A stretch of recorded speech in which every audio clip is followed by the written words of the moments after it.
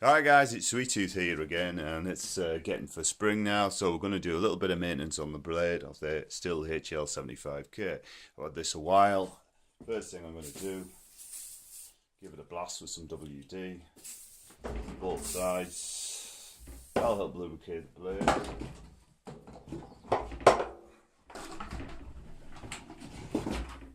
The other thing to consider as well, that underneath there's a gear. This is where the gearbox oil is.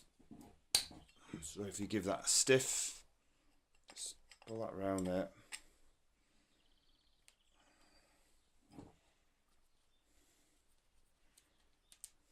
Make sure there's some grease in the gears, which that's got grease in, that's fine.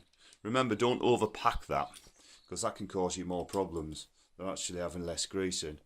You can buy the grease from use the STIHL screw-in grease. It's a high performance, and that's about it. You can adjust the sides, etc. Make sure you go around now and again, just tighten up those screws. These come with a hedge trimmer, they're a multi-tool. Thanks, that's it. As I say, this has been an adjustable blade.